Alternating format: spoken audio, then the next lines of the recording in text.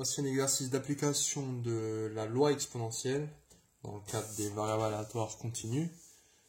Donc, vite fait l'énoncé. Donc là, j'ai déjà représenté quoi? Donc si x suit une loi exponentielle de paramètres lambda, avec toujours lambda strictement positif, là, j'ai représenté la fonction de densité exactement. Donc ça, c'est la fonction de densité d'un variable aléatoire. Donc première question, c'est... Avant de commencer, juste une petite question, donc histoire qu'on soit d'accord. Quel sera l'air ici? L'air va être de 1. Hein, donc c'est toujours la propriété que l'intégrale de f de x, donc de la fonction de densité, de n'importe quoi, de n'importe laquelle, hein, l'exponentielle en particulier, elle est toujours égale à 1. Donc ça, c'est ce qui a déjà été expliqué à plusieurs reprises. Donc lire graphiquement lambda, donc ces deux questions vont un peu ensemble, parce que graphiquement lambda, tu vas le lire si tu sais à quoi est égale la fonction de densité. Bon, des fois on n'y échappe pas, il va falloir prendre des trucs un peu par cœur. Donc ça, c'est la fonction de densité. Du coup, graphiquement, où tu peux lire cette valeur lambda, ben, idéalement, c'est où tu n'as que lambda, on est d'accord? Donc, comment je fais en sorte que ça se soit égal à 1? Ben, je sais quoi? Je sais que exponentielle de 0 égale à 1. Du coup, il suffit de prendre x égale à 0, x égale à 0, et j'ai la valeur de lambda 1,5. On va dire qu'ici, c'est 1,5. Du coup, je me retrouve avec 1,5 exponentielle de moins 1,5 x. Donc ça, c'est la fonction de densité pour lorsque x suit une loi exponentielle de paramètre 1,5 qui est bien strictement supérieure à 0. Donc tout ça a du sens. Très bien.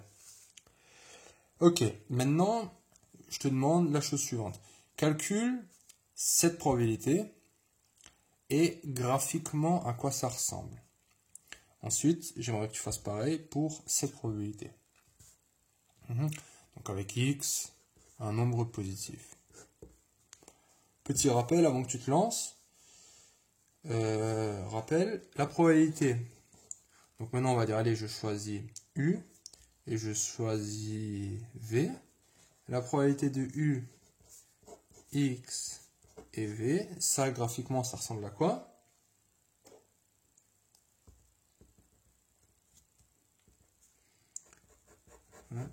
Ça va être ça. Tout ce qui est probabilité, c'est l'air sous la courbe de la fonction de densité.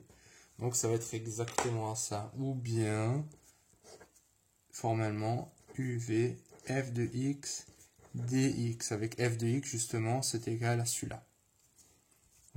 Donc très bien. Alors maintenant, à toi de jouer. Essaie de faire ces deux.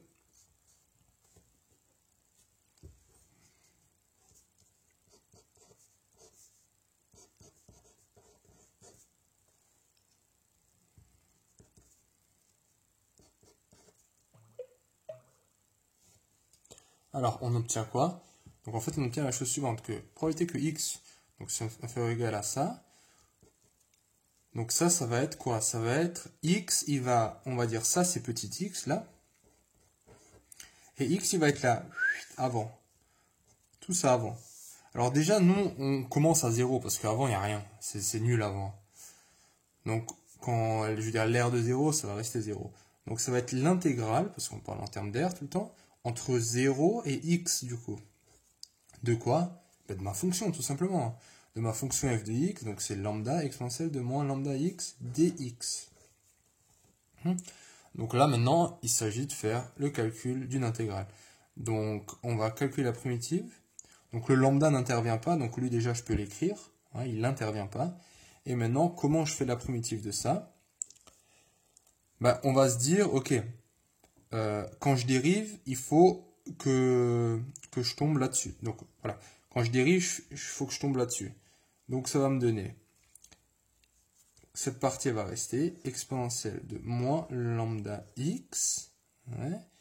Et quand je fais la primitive, donc j'ai... Tu vois, quand je dérive ça, j'ai moins lambda. T'es d'accord? Alors, si j'ai moins lambda x que je dérive, ça me fait moins lambda. Exponentielle de u, la dérivée, c'est u' exponentielle de u. Ouais. Donc, on va aller dans l'autre sens. C'est-à-dire que ça, en fait, donc le lambda il reste là.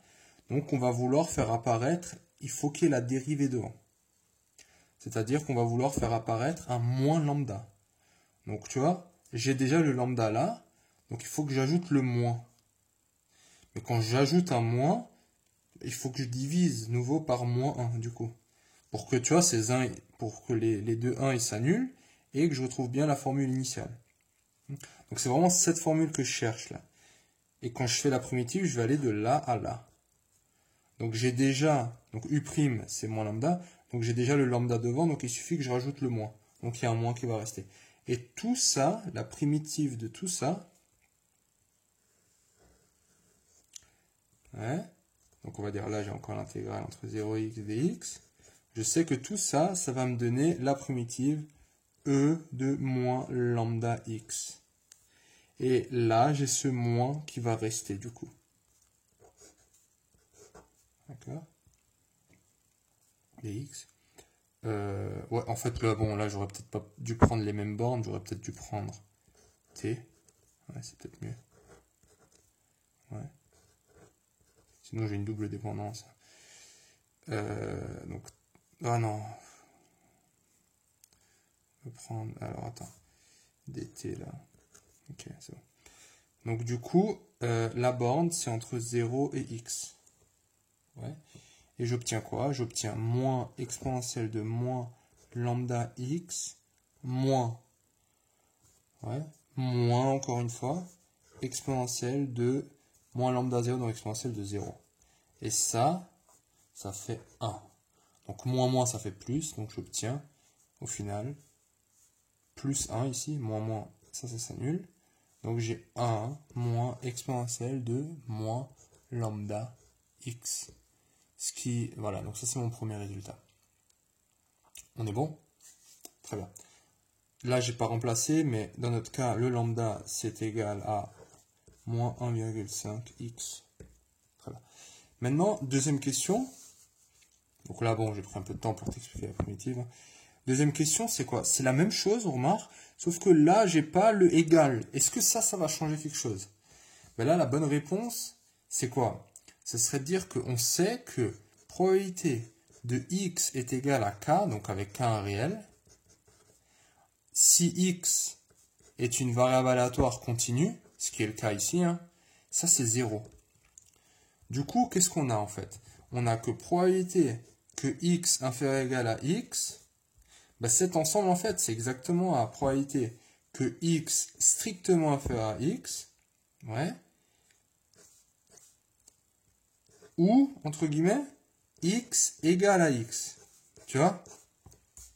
En fait, si j'ai petit x là, et j'ai x inférieur ou égal à x, donc j'ai tout ça, c'est comme si je prenais l'ensemble fermé, donc c'est ça, et j'ajoute le point. Quand j'ajoute le point, ben j'obtiens bien x inférieur ou égal à x. Et cette probabilité, on l'a calculée. Donc là, vu que c'est des ensembles distincts, on peut dire que ça, c'est égal à la probabilité que y1 plus la probabilité que x égale à x. Ouais, donc x, hein, encore une fois, ça c'est un réel. Donc ça, c'est 0. Donc j'obtiens que la probabilité que x inférieur ou égal à x, c'est la même. On est bon? Donc voilà, c'était juste un petit calcul comme ça. Encore une fois, donc ça c'est les bases. Je dirais que c'est les bases. On a fait la même chose qu'avec n'importe quelle fonction de densité, sauf que on a remplacé et on a fait du coup une primitive différente parce qu'on avait une fonction de densité différente. Mais encore une fois, on utilise les intégrales pour tout ce qui est variable aléatoire à temps continu et non discret.